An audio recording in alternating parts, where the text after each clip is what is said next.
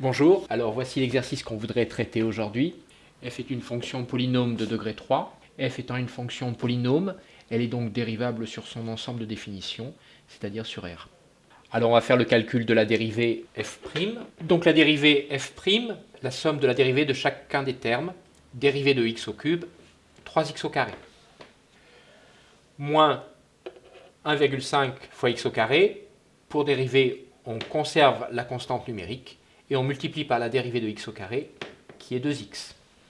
Dérivée du troisième terme, moins 6x, on conserve la constante numérique moins 6 fois la dérivée de x, qui est 1. La dérivée d'un terme constant où la variable n'apparaît pas est 0.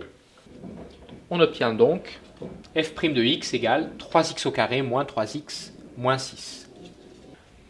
Nous avons donc une fonction f' qui est une fonction polynôme de degré 2. Pour pouvoir étudier son signe, nous allons calculer le discriminant de ce polynôme. On appelle la formule de calcul du discriminant b au carré moins 4ac avec b qui est le coefficient du terme en x, a qui est le coefficient du terme en x au carré et c qui est moins 6. Un discriminant égal à 81, il est strictement positif. Donc ce polynôme ici a deux racines dont on va calculer les valeurs. Deux racines x1, x2, on écrit les formules de calcul de chacune des racines. La première, moins b moins racine du discriminant sur 2a. L'autre racine, moins b plus racine du discriminant sur 2a. On calcule la première racine, moins b moins racine du discriminant sur 2a. B, coefficient en x, b c'est moins 3, donc moins b égale 3. Le discriminant 81, donc moins racine de 81, sur 2 fois, le coefficient en x au carré est 3, donc 2 fois 3. On obtient donc 3 moins 9 sur 6, c'est-à-dire moins 1. Pour la seconde racine, eh bien, c'est le même calcul, mais on ajoute la racine du discriminant, et on a donc 3 plus 9 sur 6, c'est-à-dire 2.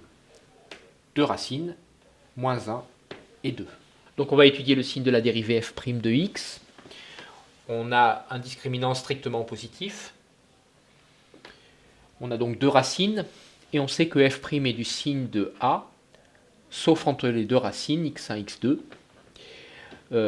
F' de x s'annulant en x1 et f' de x s'annulant en x2. On pourra compléter le tableau de signes de f'.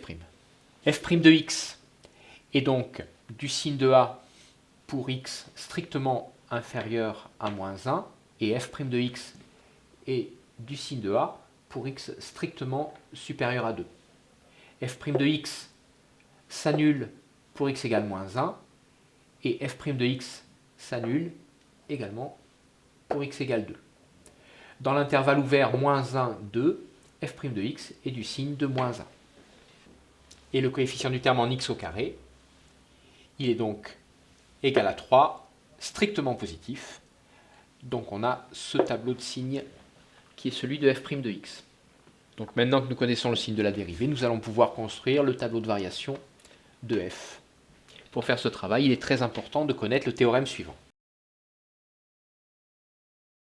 Donc f' est strictement positive sur l'intervalle fermé moins l'infini moins 1 sauf en moins 1. Donc elle est strictement croissante sur cet intervalle. F' est strictement négative sur l'intervalle fermé moins 1, 2 sauf en moins 1 et 2. Donc f est strictement décroissante sur cet intervalle. La dérivée f' est strictement positive sur l'intervalle fermé 2 plus l'infini sauf en 2. Donc elle est strictement croissante sur cet intervalle.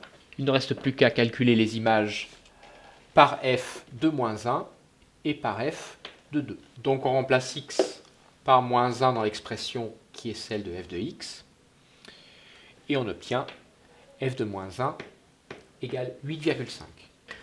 On a également calculé l'image de 2 par la fonction f en remplaçant x par 2, et on a obtenu f de 2 égale moins 5, qu'on place également dans le tableau de variation.